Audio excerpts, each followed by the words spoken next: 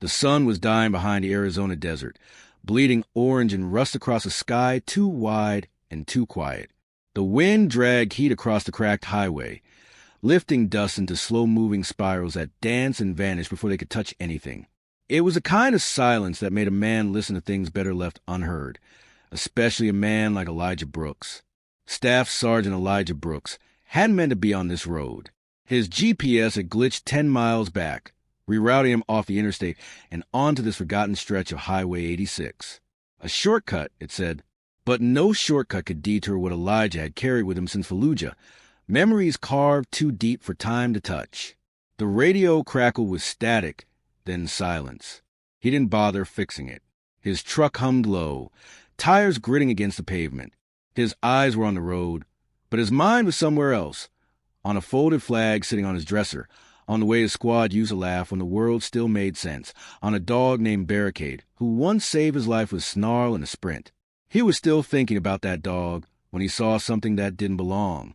It was just a flicker, something swinging unnaturally from the overpass up ahead, a thin, jerking movement above the traffic lanes. At first, he thought it was debris, maybe a tarp caught in the railings, the kind of thing desert wind likes to toy with. But then the setting sun hit it just right, and he saw it clearly. 3 shapes. Small. Hanging. Elijah's chest seized. He hit the brakes hard.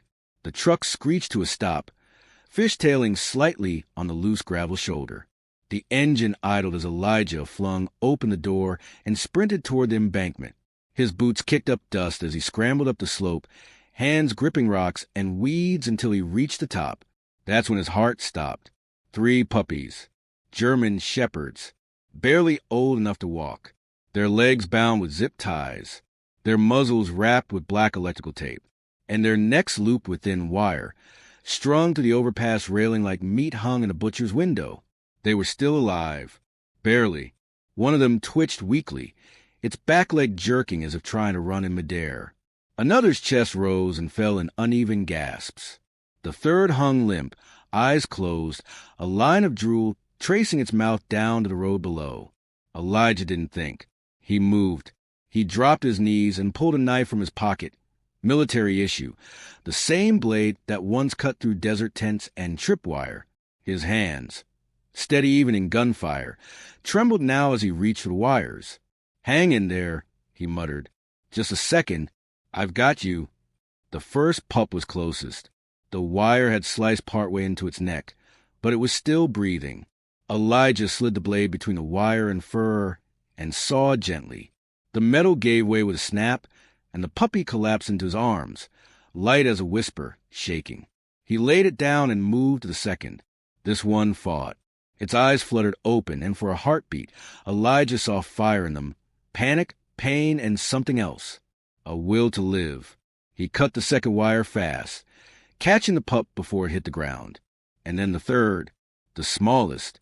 The wire was thinner, tighter. It had almost done its job. The puppy wasn't breathing. Elijah's throat clenched. "No, no, no," he whispered, cradling the limp body. He placed it on the concrete, removed the tape from its mouth, and began chest compressions.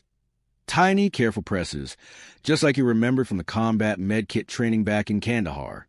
1, 2, 3, breathe. Nothing. He tried again. "Come on, little one. Come back." Then, like a miracle wrapped in dust, it gasped.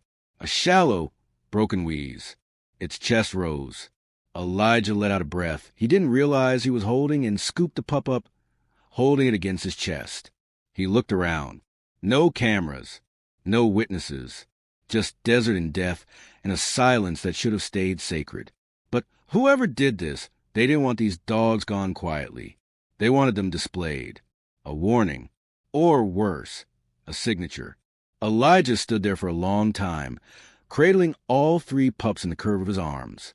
They were barely alive, but alive nonetheless. And as he turned back toward his truck, heart pounding and mind racing, one thought surged louder than the rest. This wasn't random. This was war. The truck's tires screamed against the asphalt as Elijah tore back onto the highway, hazard lights flashing like a heartbeat he couldn't control. The pups were bundled in the passenger seat, wrapped in his faded army field jacket. 3 fragile bodies tucked into cloth that had seen sandstorms and sniper fire, but never anything like this. The smallest one, the one he brought back with chest compressions, let out a thin, pain cry. Elijah's hand shot out instinctively, steadying the pup's trembling body. "You're okay," he said, his voice too tight. "You're okay now. Stay with me." The sun had dipped below the line of the desert, turning the sky a deep bruised purple. Shadows stretched across the road like fingers. Every mile felt like 10. His eyes flicked between the road and the pups. The bigger one was breathing fast, his side heaving like a bellows. The middle one lay still, eyes open, watching Elijah with a haunted, wordless stare that somehow looked too human. His GPS wasn't working. It hadn't worked all day. But he remembered a sign, 12 miles back, a vet clinic near a feed store on Route 18. Maybe still open. Maybe not. It didn't matter. That was the only shot they had. "You don't get to quit," Elijah muttered, pressing harder on the gas. "You're fighters. I can see it in your eyes." The truck bounced as he veered onto a side road, barely slowing down for the turn. Dust exploded behind him, but he didn't care. Not now. As he drove, his thoughts spiraled. Fast, unfiltered, like they always did in moment of crisis. Except this wasn't a battlefield. There were no insurgents, no gunfire, just 3 tiny lives slipping through his fingers, and a sickening truth taking shape in his gut. This wasn't neglect. This was planned. The wire, the zip ties, the way they were hung. Not to die instantly, but to suffer, to be seen. And the tape, Elijah had removed it from their muzzles with shaking hands. It had been wrapped clean, precise, not like some junkyard punk's half-assed job. Someone had known what they were doing. The truck fishtailed slightly as he spotted a wooden sign up ahead. Cactus Ridge Veterinary Clinic, 1 mile. His breath caught. He pushed the pedal harder. 30 seconds later, he screeched into the gravel parking lot, headlights lighting up a white stucco building with a flickering neon open sign.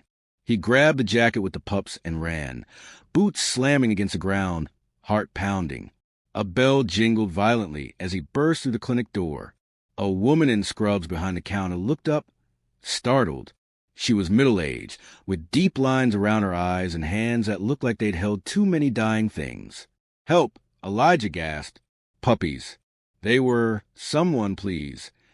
She was already on her feet, eyes locked on the bundle in his arms. "Back room," she ordered. "Now!" He followed her past the front desk, past cages and kennels, into a small exam room where a younger vet tech was prepping supplies. The woman took the smallest puppy first, laying it on a steel table. The pup's eyes fluttered open, then closed again. "Dehydrated, malnourished, possible strangulation trauma," she muttered. "Get fluids in all 3, stat." Elijah stood frozen for a moment, the blood still rushing in his ears. Then he realized the brown one was trying to crawl out of the jacket, legs too weak to support him. Elijah gently placed him on the second table, where the vet tech began examining him. The woman turned to Elijah. "I need you to tell me everything." He swallowed. "Highway 86. Overpass. Someone tied them by the neck. Zip ties on their legs. Tape on their mouths. They were hanging there alive." She stared at him for a second. Then she nodded once, grim. "Whoever did this meant for them to be found," she said. "I think—" Elijah hesitated. "I think they were supposed to die." The woman didn't answer. She just turned back to the pups, her jaw tight. Minutes passed, then hours. Elijah sat in the corner of the exam room, his hands still stained with dust and something darker. He watched them fight, tiny chests rising and falling, trembling limbs twitching in sleep or pain or both. Around midnight, the vet approached quietly and crouched beside him. "They're stable," she said. "Still touch and go, but they've got fight." Elijah exhaled for first time in what felt like hours. "Thank you." She hesitated. "There's something else." He looked up. The smallest one has a scar inside her ear, barely visible. "But I know what it is. Tattoo ink." Elijah's breath caught. "I saw it once before," the vet said. "Years ago. Military-bred litters. Service dog programs. He stood slowly. You're sure? She nodded. No civilian breeder marks a pup like that. Elijah turned to the table where the smallest pup now slept, her body curled tight, like she was still hanging, still waiting for the end to come. And just like that, the quiet returned, but this time it was different. It didn't feel like peace. It felt like a storm on the horizon, because this wasn't over. And Elijah Brooks wasn't the kind of man who turned his back on war. The tires hummed low as Elijah's truck rolled back through the dark, winding desert road toward the old ranch.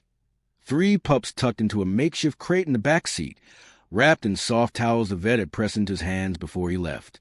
You saved them, she'd said, not looking him in the eye. But I don't think this is the end of it. Be careful. He hadn't answered. He didn't have to. The air outside the truck was thick with night and memory, the kind of blackness that doesn't just hide the stars. It swallows you whole. Elijah could feel it pressing in on him, not just the desert, but the past, the things he'd buried so deep they stopped having names. The wind moved like whispers, and his thoughts once again drifted to war, to Barricade, the K-9 that had served alongside his unit.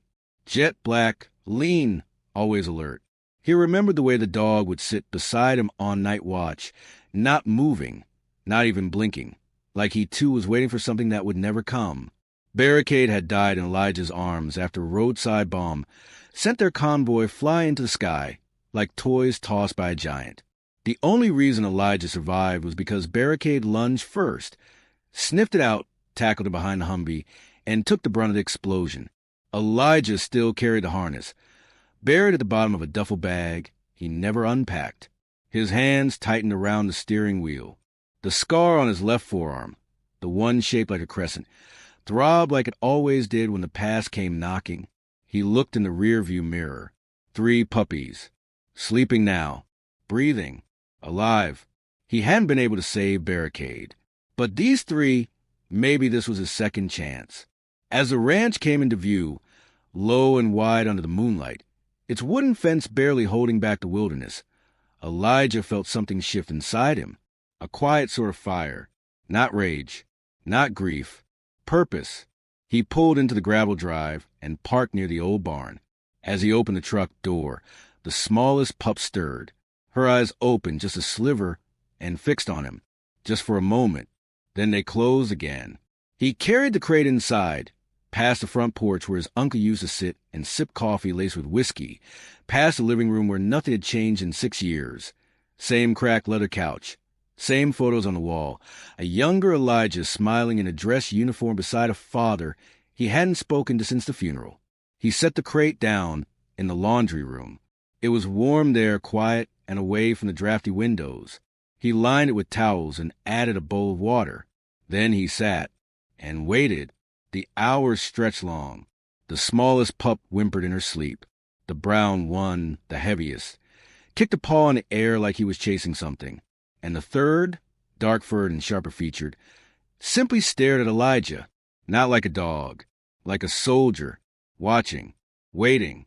There was something in his eyes Elijah couldn't place. Not fear, not even pain. It was focus, instinct. A few minutes later, the dark pup sat up, slowly, shakily, and crawled to the edge of the crate. Elijah moved without thinking, kneeling beside it, offering his hand. The pup didn't flinch, didn't sniff, just pressed his forehead to Elijah's palm and closed his eyes. Elijah felt his throat tighten. "You've seen things, haven't you?" he whispered. "Or maybe it's just in your blood." He sat there until sunrise, back against the laundry room wall, listening to the soft, rhythmic breathing of 3 lives that weren't supposed to exist anymore. Then, just as the sun breached the ridge and cast golden light across the tile floor, his phone buzzed. An unknown number. He answered. No voice, just breathing. And then the call ended. He stared at the screen. The last 4 digits of the number were 7624. The same numbers tattooed inside the smallest pup's ear. The silence that followed wasn't peaceful. It was loaded. Someone knew, and they weren't finished. Elijah stood at the window, unmoving. The phone still sat on the kitchen counter behind him. Screen dark now, silent. But the tension hadn't faded. Not from the call, not from the number, and not from the sick certainty crawling through his gut. This wasn't coincidence. That number hadn't been a glitch. Whoever had hung those pups from the overpass knew exactly what they were doing, and they knew he had them now. Outside, the Arizona morning bloomed. Blue skies, gold sun, a breeze that smelled like dust and sagebrush. But inside the house, the air felt like it had turned to glass. Thin, tight, ready to shatter. The smallest pup, he'd started calling her Raya, after a medic from his unit, whimpered softly from a crate. She was still too weak to stand on her own, but every hour she lasted gave him hope. The brown one had taken to snoring lightly, stretched out like he owned the place, belly rising and falling. Elijah had named him Diesel, half as a joke, half because he grunted like an old truck when he slept. But the third one, the dark pup, that one still hadn't closed his eyes. He sat in the crate like a sentinel, posture stiff, ears twitching at every noise outside. Elijah hadn't given him a name yet, because something about that dog made him hesitate. He didn't feel like a puppy. He felt like a partner. Elijah turned from the window and opened a folder he'd pulled from the ranches at it the night before. His late uncle, James Brooks, had been a contractor after the Marines. Quiet about the details, never spoke much, just said the government wanted things done quick and quiet. Elijah hadn't thought much of it until now. Inside the folder were old invoices, faded blueprints, and a photocopied letterhead he hadn't noticed before. Cerberus Tactical Solutions, Confidential, Project Cerberus, Classified Disposition. He flipped the page. A list of canine litters, breeding logs, numbers, percentile ranks. Each pup listed with a unique tattoo code. His fingers scanned the rows until they stopped. 7624, female, 6 weeks, subject to Disposition Protocol 12B. He blinked. Disposition. He knew that word from the field. It didn't mean adoption. It meant termination. Elijah slammed the folder shut. They weren't just abandoned. They were erased on purpose. No questions, no paper trail. Just discarded like defective parts. His heart pounded. The sweat on his palms wasn't from heat. He looked back at the crate, at Raya's frail form curled into the towel, her tiny chest still fighting to rise and fall. They weren't meant to survive, he whispered. And suddenly he knew. These pups weren't just strays. They were born into a system designed to turn them into weapons, until someone decided they weren't worth the cost. And now they were loose. And someone wanted them gone. For good. A car drove by outside. Slow. Too slow for a back road like this. Elijah ducked to the side of the window and peeked out. Black sedan. No plates. No dust trail behind it. Meaning it had been parked nearby before it moved. He waited. Held his breath. The car didn't stop. It rolled past a fence. Then disappeared behind a hill. But the message was clear. We see you. He turned to the pups. I'm not letting you go, he said. Not to them. Not to anyone. He pulled an old lockbox from the coat closet, spun the combination, and opened it. Inside was everything he hadn't touched since the war. Military whistle, gloves, a sidearm, still oiled, his old TAC watch, and a folded harness marked K9, active duty. He laid it on the table, then turned back to the pups. They called you rejects, he said. Mistakes. He looked at the dark one, still watching him, eyes locked, steady. I call you a survivor. And for the first time since the overpass, the pup gave a single, silent nod of his head. Not like a trick, not like a game, like he understood. The next morning broke with a sky the color of steel and a wind that whispered to the broken fence posts like something was coming. Elijah stood barefoot in the kitchen, coffee in hand, staring at the open file spread across the table. The folder looked harmless, just yellowed pages, creased corners, paper clips rusted from time. But its contents, they were soaked in blood, without ever showing a drop. He hadn't slept. Couldn't, not with that black sedan still etched in his memory, cruising by like a predator scenting its prey. He kept the pups in the laundry room all night, the old door barricaded with dresser and his service pistol under the pillow. The desert had gone quiet again, but this time the silence didn't comfort. It stalked. Elijah flipped back to the breeding logs. The pages didn't list names, just numbers, genetic traits, and cryptic notations. Batch 14D, high aggression, reassigned.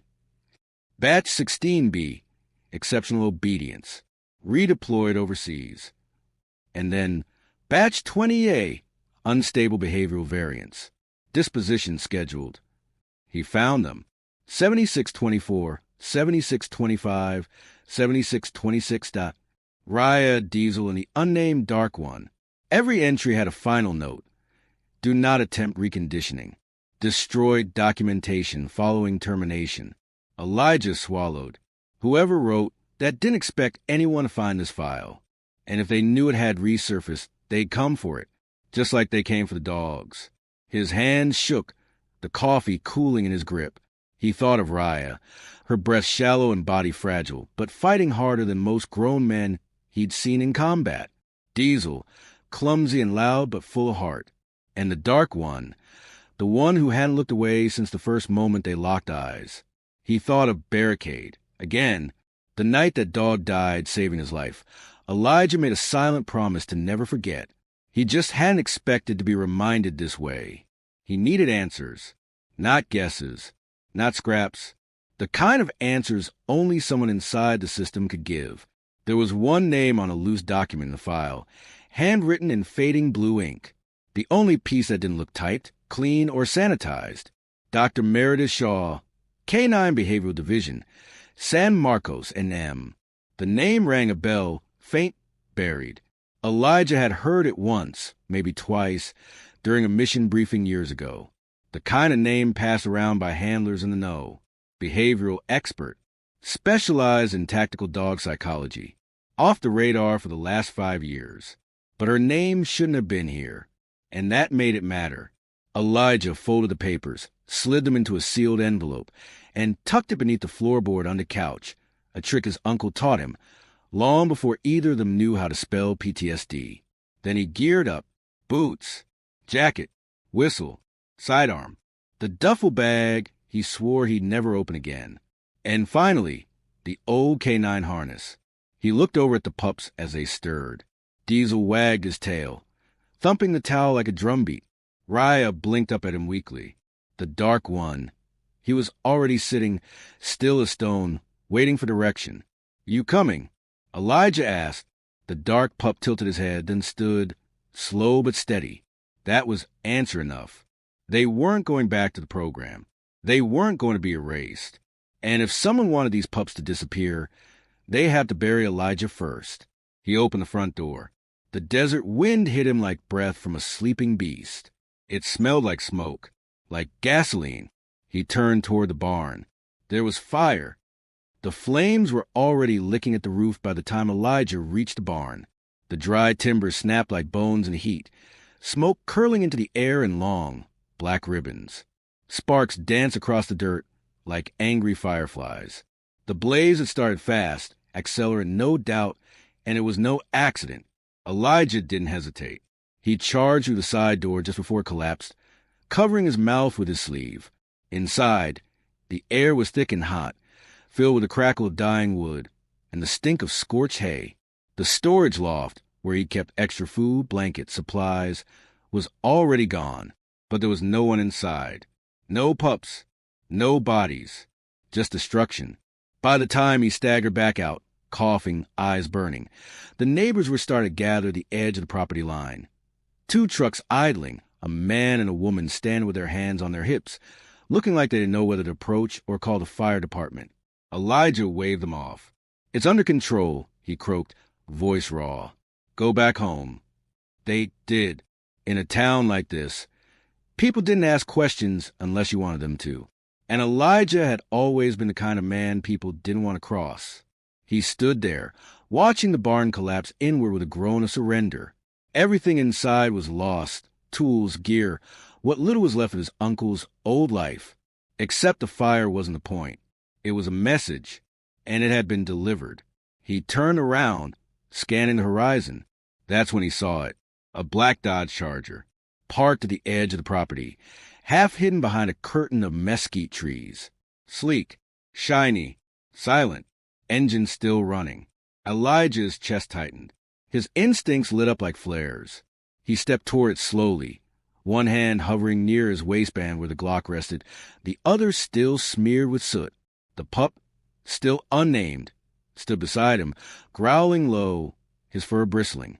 The car door opened, and a man stepped out, lean, late 40s, wearing a gray suit that didn't belong in the desert. Aviator sunglasses, polished shoes, not a single drop of sweat on him despite the rising heat. Elijah Brooks, the man said, not as a question. "You got the wrong ranch," Elijah replied. The man smiled thinly. "I don't think I do." He reached into his jacket, and for a breathless second, Elijah tensed. But it wasn't a gun. It was a black leather case, the kind used to carry contracts or threats. "I represent a private security organization," the man continued. "Our property was misplaced recently. We believe you may have recovered it." Elijah didn't move. "If you're talking about the pups, they're not yours. They were part of a highly specialized training protocol," the man said, calmly ignoring the smoke curling behind them. "Property of Cerberus Tactical Solutions. Their survival was not intended. They were hanging from a bridge." Elijah snapped. "Left to die." "A miscommunication," the man said smoothly. "Mistakes happen." Elijah stepped forward. The pup growled louder now, body tense, every muscle on edge. "You call that a mistake," Elijah said. "I call it attempted murder." The man tilted his head. "We could have this conversation with lawyers, but we could resolve it now, quietly. I'm not giving them up." The man exhaled, not frustrated, just disappointed. "You're a soldier," he said. "You understand orders, collateral damage, necessary ends." "No," Elijah said flatly. "I understand loyalty. I understand that when something broken looks at you and trusts you to fix it, you don't hand it back to the people who broke it." A silence settled between them. Then the man stepped back, closing the car door behind him. "I hope you know what you're doing," he said. "They weren't just rejected for fun, Sergeant. They were rejected for a reason." He climbed into the Charger and drove off. No threats, no promises, just smoke in his wake. Elijah stood there long after the car disappeared. The barn was gone, but the line had been drawn, and now he knew what they were willing to do. They didn't want the dogs back. They wanted them erased. The desert quiet returned that night, but it wasn't peace. It was a hell breath, the kind that comes before a storm breaks across the sky. The barn still smoldered behind the house, embers glowing faintly in the dark like dying stars. Elijah sat on the porch, boots in the dust, shotgun resting across his lap. The pups were inside, finally asleep. Raya curled against a space heater. Diesel sprawled across an old rug like he owned the place. And the Dark One, Elijah still hadn't named him, lay by the front door, eyes closed but ears twitching at every creak of wood, every shifting wind. He wasn't just alert. He was listening, waiting, just like Elijah. Earlier that day, after the Charger disappeared down the road, Elijah had gone digging, this time deeper. He'd returned to the file, scanned the faded stamps, made phone calls using burner apps, sent encrypted emails to old friends from the service. And one name kept coming up: Maximus.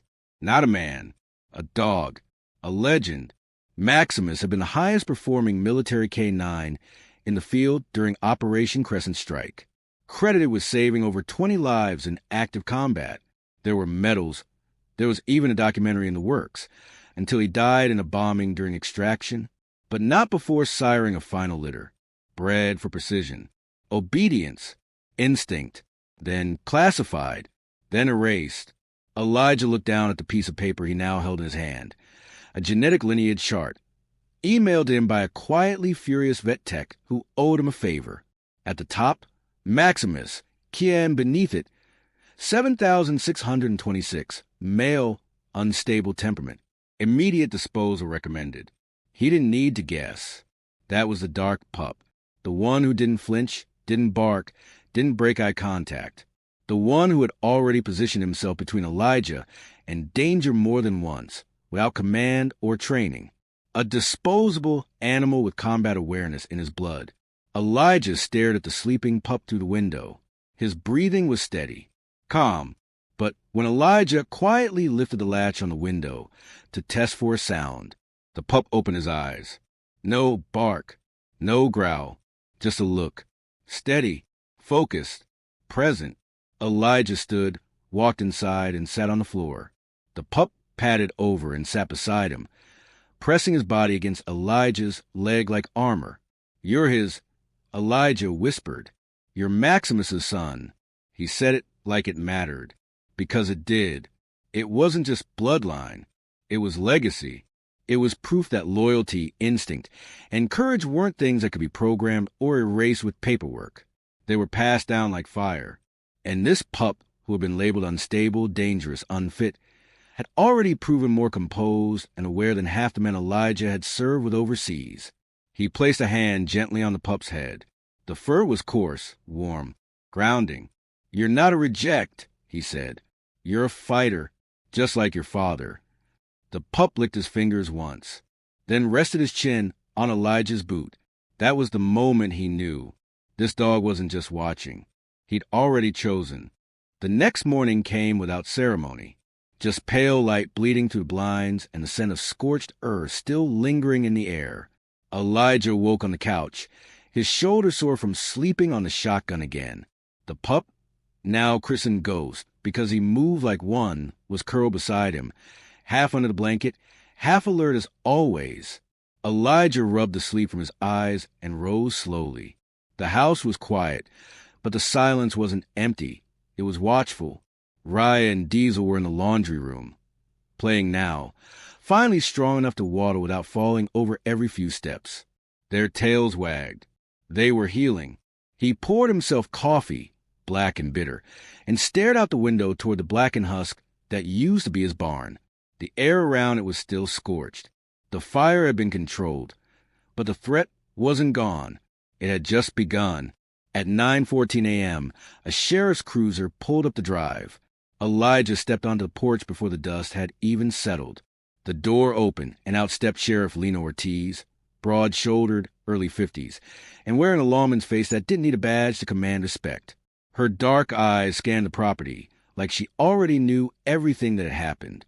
"Elijah," she said as she approached, "heard about the fire." "I didn't call it in," Elijah said flatly. "I know. Neighbors did. You're lucky they didn't see what really happened." She paused at the base of the porch, not quite stepping up, waiting. He nodded once, and she joined him.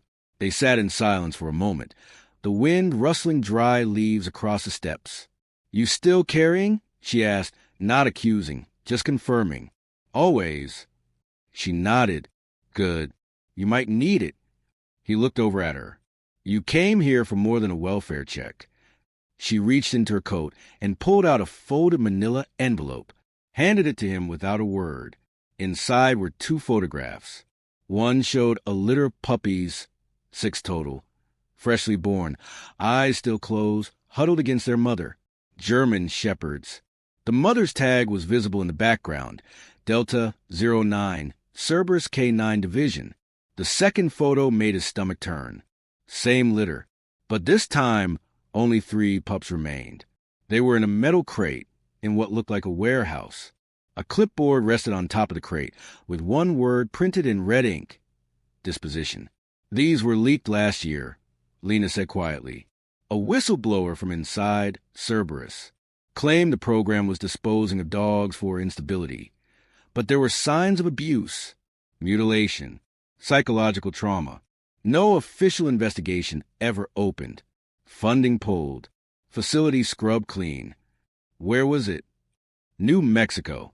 San Marcos. Some joint venture between Cerberus and a private tech firm. On paper, it doesn't exist anymore. Elijah's jaw clenched. Except it does. Lena looked out at the horizon. "I had a call this morning. Untraceable. Voice masked. They told me to stay away from you. That you were harboring government property. That if I helped you, I'd lose my badge. You here to arrest me?" No, she shook her head. I'm here to warn you. You're on someone's list now. And they don't knock twice. He exhaled through his nose. They already torched my barn. That was just a whisper. The next move will be louder. She leaned forward, voice low. They're not just cleaning up a mess. Elijah, they're erasing it. No headlines. No trials. No bodies. He looked back toward the house, where Ghost now sat watching from the window, head tilted like he was listening through the glass. I'm not letting them take these dogs, Elijah said. I don't care what they were bred for. Lena nodded. Then you need to disappear. For a while. Train them. Get them strong. Because when they come back, they won't come with fire. Elijah stood. I don't run. I didn't say run, Lena said, rising too. I said prepare. She reached into her jacket one last time and handed him a key to an old safe house. My brother used it after he left the DEA. Off-grid, west of Buckeye. You'll find what you need there. Elijah took the key, and with it, the responsibility. Not just for the pups, for the truth. As Lena drove off down the dusty road, Ghost padded up beside him, sitting silently at his heel. And Elijah knew this wasn't about protecting puppies anymore. This was about standing in front of the kind of darkness that buried things too inconvenient to remember, and refusing to let it bury them. The wind shifted just after midnight. Elijah felt it before he heard it. The subtle way the desert went still, how even the coyotes had stopped crying to the moon. Inside the safe house, an old adobe structure buried in the far reaches of Buckeye's forgotten outskirts. The air was thick with heat and warning. He sat by the window, fully dressed, shotgun resting across his lap, sidearm tucked in his waistband. Ghost lay beside him, ears twitching, eyes never blinking. Diesel and Raya were asleep in the back room, their breathing soft and shallow. They were stronger now, but not ready. Not for what was coming. The house was dark, every light off, every creaking floorboard mapped and memorized. Elijah had been a soldier long enough to know when silence meant danger. And tonight, the desert was holding its breath. Then he saw it, a flicker of movement in the brush, just beyond the property line. One figure. Then another, low, methodical, tactical. Elijah stood, slow and quiet, motioning for Ghost to stay close. The dog didn't move, didn't bark, just shifted beside him like a shadow stretching in moonlight. They came fast. 2 men from the front, dressed in desert camo, their steps nearly soundless. Another circled to the back. Elijah counted 4, maybe more. The kind of men who didn't wear badges. The kind who didn't call for warrants. They weren't here to arrest anyone. They were here to clean up. Elijah crouched near the front door, gripping the shotgun. He didn't want to shoot, not unless he had to, but he wasn't letting anyone through that threshold without a fight. A quiet click echoed from the back window. Then another, a breach attempt. Elijah moved like instinct. He crossed the room in 3 strides, flicked the latch on the side window, and shoved it open hard. A figure stumbled back, cursing under his breath. Move again, Elijah growled, and I'll leave more than a warning. There was a pause, then retreating footsteps, fast and uncoordinated. Not trained military. Mercs that contractors that hired to erase, not survive. Then came the real test. The front door. A shadow moved just outside the frosted glass. No knock, just a low hum. A handheld saw whispering against the lock. Ghost growled deep in his throat. Elijah knelt beside him, whispered, "Guard." The pup stood, steady and silent, and moved the door like he'd done it 100 times. He lowered his body, positioning himself just behind the doorframe. Then the saw stopped. Click. The door creaked inward an inch. And Ghost exploded. A black blur, a snarl of fury and precision. He launched through the half-open door and collided with the intruder with enough force to send them both sprawling into the dirt. Elijah was right behind him, shotgun raised. "Don't move," he barked. The man on the ground groaned, bleeding from the arm, Ghost's teeth still bared inches from his throat. A second figure stepped into view behind the porch railing, weapon raised. Too slow. Elijah fired. The blast rang across the desert like thunder. The second figure dove for cover, disappearing into the brush. "Ghost back!" Elijah ordered. The dog obeyed instantly, sprinting back inside as Elijah kicked the door shut and latched it. It was quiet again, except for the ringing in his ears and the adrenaline flooding his veins. He rushed to the back room. Raya and Diesel were awake now, wide-eyed and trembling, but safe. Elijah dropped his knees, checked their breathing, stroked their heads. "You're okay," he whispered. "They're not getting you.